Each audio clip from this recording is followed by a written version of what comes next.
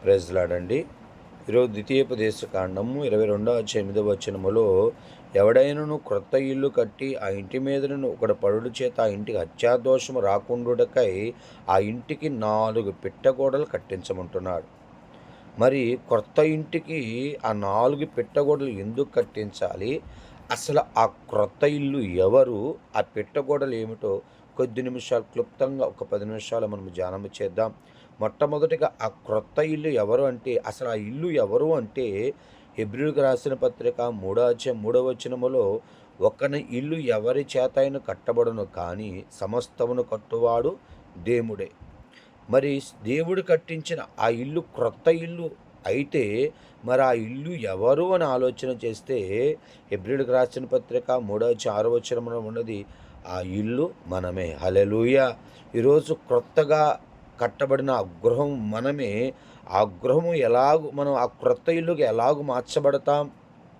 పాత పాత ప్రాచీన స్వభావం కలిగిన మనము నూతనముగా ఎలాగో మార్చబడతామంటే, యోహాను సువార్త 3:3 అంటాడు, నికోదెము యూదా మత పెద్ద, ఆయన గొప్ప అధికారము కలిగిన ఆయన సాయంకాలం ముందు రహస్యముగా ప్రభువుని కలుసుకోవాలని ఎప్పుడైతే ప్రభు ఆ స్థలానికి వచ్చి ఉన్నారో, నికోదెముతో అంటాడు, అయ్యా ప్రభువుతో అంటాడు నికోదెము, నేను నిత్యరాజ్యానికి వారసుగా అంటే ఏమి చేయాలంటే, నికోదెమా, ఒకడు నూతనముగా జన్మిస్తే తప్ప దేవుని రాజ్యం ప్రవేశించడంటే, అప్పుడు నికోదెము అంటాడు, అయ్యా పెరిగి పెద్దవాడై ఇంత ముసలి వయసు వచ్చిన మరలా నేను ఎలాగూ తల్లి గర్భను ప్రవేశిస్తానంటే, ప్రభు అంటాడు, నికోదెమా, ఒకడు నీటి మూలముగా ఆత్మ మూలంగా జన్మిస్తేనే అతడు నూతనముగా జన్మించినట్టు. హల్లెలూయా.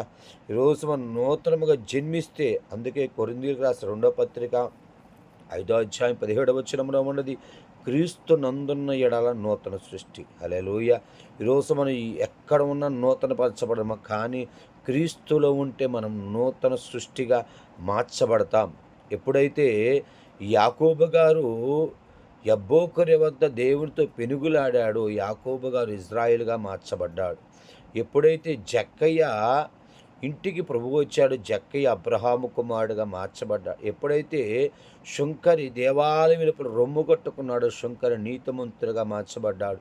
దమస్కు గవిని దగ్గర ఎప్పుడైతే సౌలు పట్టబడ్డాడు, దేవుని స్వరం విన్నాడు, పౌలుగా మార్చబడ్డాడు. యెషయా ఎప్పుడైతే దేవుని దర్శనాన్ని చూచాడో, తన పెదవుల నుండి పొరల వంటివి రాలి యెషయా ప్రవక్తగా అయ్యాడు. ఊరని ప్రాంతం అబ్రాహామును పిలిచిన దేవుడు కానాను దేశంలో అబ్రహాముగా చేర్చాడు. ప్రియ సహోదరి సహోదరుడా, ఈరోజు మనం ఏమై ఉన్న క్రీస్తువులు ఉంటే నూతన సృష్టిగా, మనం నూతన గృహముగా మార్చబడతాం. రెండవదిగా, ఈ నూతన సృష్టిలో ఉన్న మనము క్రొత్త ఇల్లుగా మార్చబడ్డ మనము ఎట్టి అనుభవం కలిగి ఉండాలంటే, మిథ్య అనుభవం కలిగి ఉండాలి. మిద్ది మీద ఉన్నవాడు తన ఇంట్లో ఏదైనా తీసుకున్నట్టుకు దిగి వెళ్ళకూడదని బైబిల్ చెలవిస్తూ ఉన్నది. మిద్ది మీద రాహాబనే వేశ్య యోగుల వారితో మాట్లాడుతూ ఉండగా, ఎప్పుడైతే యోగుల వారు ఆమెకు దేవుని సువార్త ప్రకటించారో, అప్పుడు యోగుల వారిన రాహాబు, ఈ పట్టణమును దేవుడు మాకు అప్పగించబడబోతున్నాడు గనక నీవు కోరుకో, ఈ పట్టణములో ఒక ఉన్నత భూభాగం కావాలన్న ఇస్తాం, ధనము బంగారం వెండి ఏమి కావాలని ఇస్తాం, మాకు ఉపకారం చేసావు కనుక నువ్వు ఏమి కావాలి అంటే అది కోరుకోమంటే, దేవుని విద్య మీద ఉన్న రాహాబు అడుగుతుంది, అయ్యా నాకు రక్షణ కావాలని అడిగింది. హల్లెలూయా. మిథ్య మీద ఉన్న రాహాబు తన జీవితాన్ని సరిచేసుకుంది, రక్షణానందాన్ని పొందుకుంది.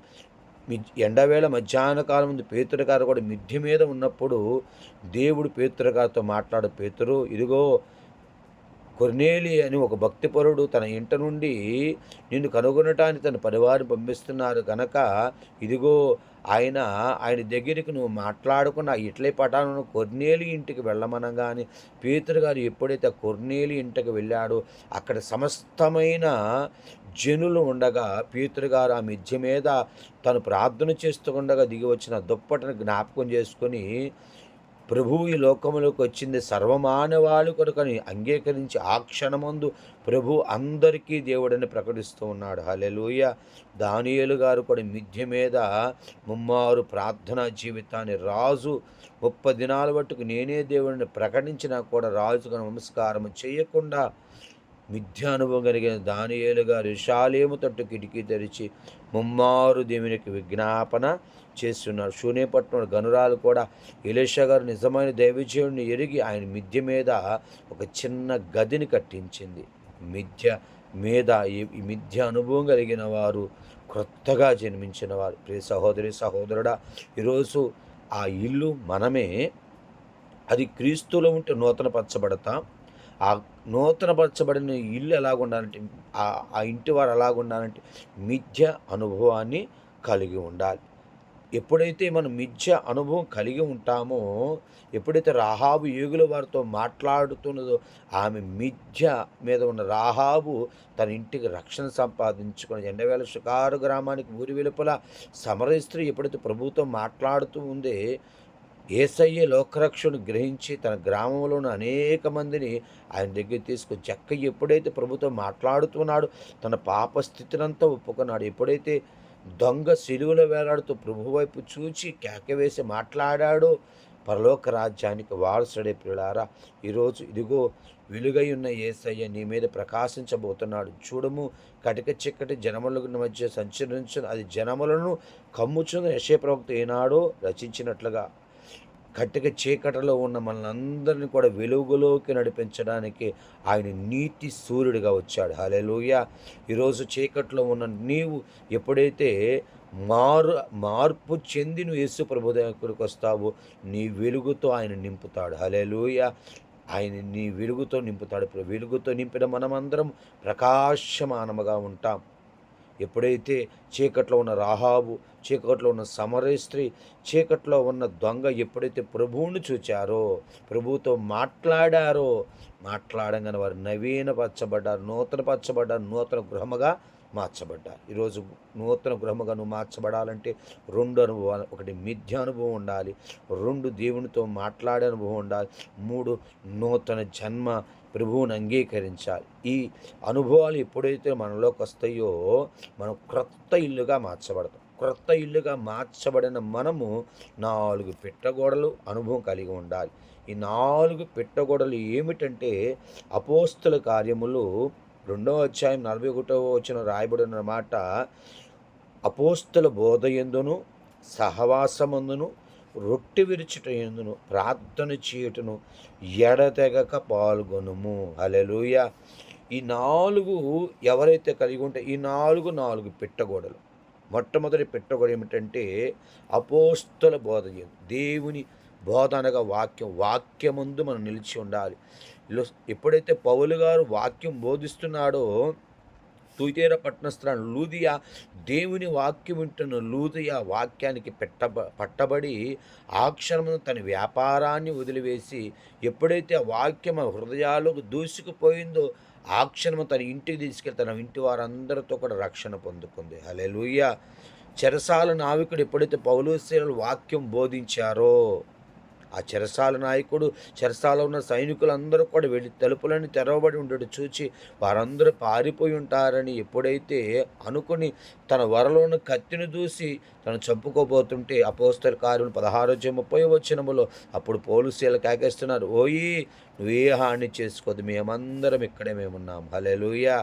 పాటలతో ప్రార్థిస్తూ ఉండగా అక్కడ వారందరూ మార్పు చెందారు. మార్పు చెందిన వారందరూ ఒక్కచోటని దేవుని స్తుతిస్తూ ఉంటే, చెరసాల నాయకుడు, ఆ కఠినులైన ఆ దొంగలు వారందరూ ఆ క్షణమందు ఎలాగో మార్పు చెందారని ఎప్పుడైతే ఆలోచించారు, అయ్యలారా వారికి ఏ మాట చెప్పారో అవి మాకు చెప్పడం. అపోస్తలుడైన పౌలుశీలు ఎప్పుడైతే చెరసాల నాయకుడికి దేవుని వాక్యం బోధించి తన ఇంటి వారందరితో కూడా రక్షణ పొందారు.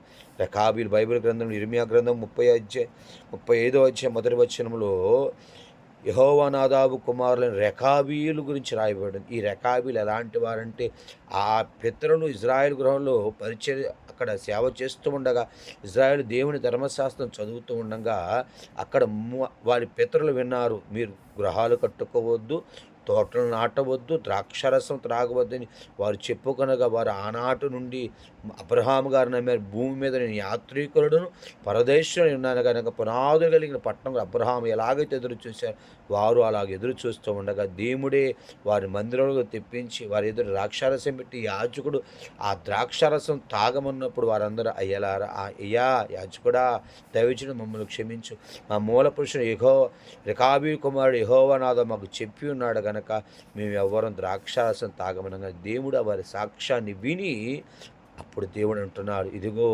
ఈనాటి నా సన్నిధిలో ఒక రేకాబీడు ఉండక మానడు.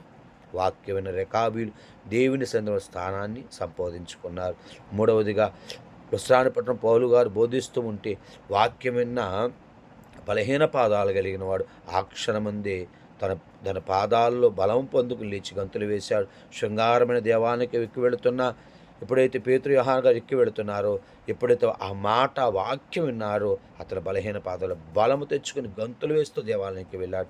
ప్రియ సహోదరి వాక్యం వింటున్నావా? వాక్యాన్ని ధ్యానిస్తున్నావా? రెండవదిగా రెండవ పెట్ట కూడా సహవాసం అనే పెట్ట కూడా.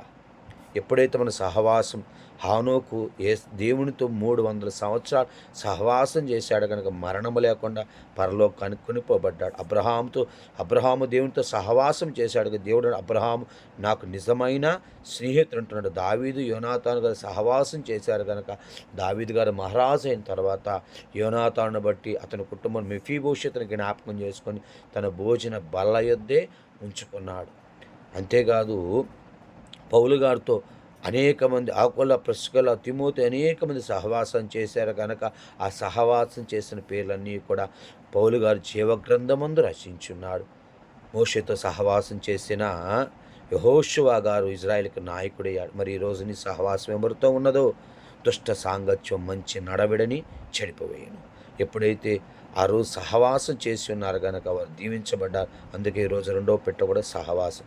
మూడవ పెట్ట కూడా ఏమిటంటే రొట్టె విరుచుటయందు, అనగా సంస్కారపిందు మన పాలి భాగస్తులు కావాలి. ఆ రోజు ప్రభు పట్టబడబోతున్నాడు అనగా ఆయన మిద్య మీద ఎప్పుడైతే పస్కా విందు ఆచరించడానికి ఆ గృహానికి మిద్య మీద ఎక్కి ఆయన రొట్టె వేచడం ఉండగా 58 మంది మొదట వెళ్ళిపోయారు. రెండవదిగా యూదా ఇస్కరియోతు వెళ్ళిపోయారు. మూడవదిగా 11 మంది పేతురు మీరు వెళ్ళిపోతారంటే నిత్య జీవజల ఓటలు కలిగిన నిన్ను విడిచి ఎక్కడికి వెళ్తామంటే పేతురు ఈ విందులో ఉన్నవాడు రేపు 7 ఏండ్ల విందులో. హల్లెలూయా. అందుకే ఎన్ని పనులున్న మన సంస్కార బిందు పోగొట్టుకోవడానికి వీల్లేదు. ప్రధాన ఎమ్మాయి గ్రామానికి వెళుతున్న 2 బాటసార్లు ఎప్పుడైతే రొట్టెని విరిచారో వారి కనులు తెరవబడ్డవి. ఈరోజు ప్రభు నీ కొరకు రొట్టె రూపముగా ఉన్నాడు, నువ్వు జ్ఞాపకం చేసుకుని ఆయన శరీరము నీ కొరకు నలగొట్టబడింది జ్ఞాపకం చేసుకుంటే ఈ రోజు నువ్వు సంస్కార విందు పోగొట్టుకో ప్రతినిత్యం. అందుకే పరలోక రాజ్యములు జీవవృక్ష ఫలములు గలవు, దానికి సంవత్సరములకు 12 ఫలాలు కాస్తాయి. సంవత్సరానికి 12 ఫలాలు ఫలించాలి, అనగా 12 సంస్కార విందులు పాల్గొని ఆయన రొట్టెని విరిచి నువ్వు తినాలి. ఎప్పుడైతే తింటావో అప్పుడు ఆయనతో సహవాసం కలిగి ఉంటావు. మూడవది ప్రార్థన యందు ఎడతెగక పాల్గొనాలి.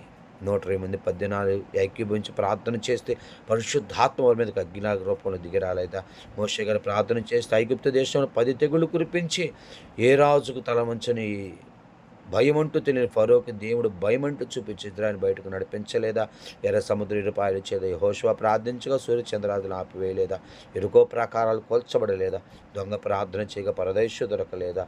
ఈరోజు నీవు నేను మనమందరం కూడా విశ్వసించి ప్రార్థించగలిగితే మగ్ధలేని మరియ ప్రార్థన, దొంగ ప్రార్థన, జక్కయ్య ప్రార్థన, ఇలా మనం చూసుకున్న భక్తులైన వారంతలో స్తెఫను ప్రార్థన, ఎంతోమంది భక్తులు ప్రార్థించారు. దానియేలు ప్రార్థన, హిజ్కియా ప్రార్థన, భక్తులైన వారు ప్రార్థించి ఘన కార్యాలు చేయగలిగారు. దేవదాసయ్య గారు అంటారు,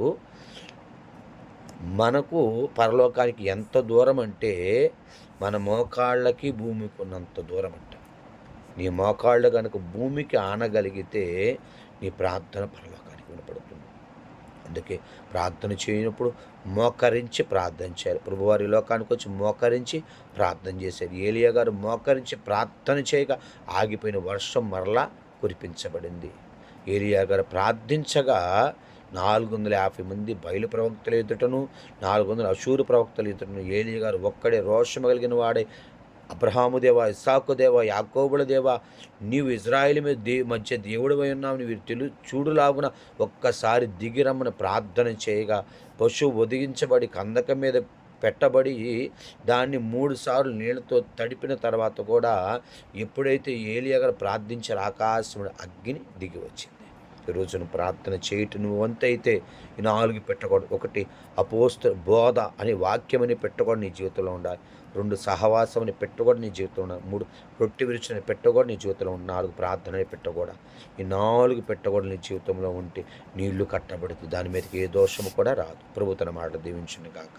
మహాపరిశుద్ధుడా, దయగలిగిన తండ్రి, కృపగలిగిన గొప్ప దేవుడా, జీవాధిపతి అయ్యా, ఈరోజు తండ్రి ద్వితీయోపదేశ కాండము 22:8 రాయబడిన మాట అయ్యా, ఒకడు కొత్త ఇల్లు కట్టినప్పుడు దాని మీద నుంచి ఒకడు పడుట ద్వారా దానికి అత్యాదోషం రాకుండాటకై దానికి 4 పెట్టగోడలు కట్టమన్నాం.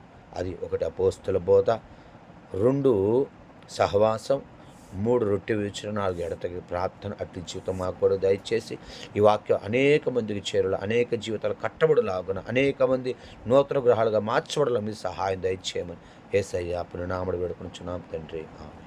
వందనాలు.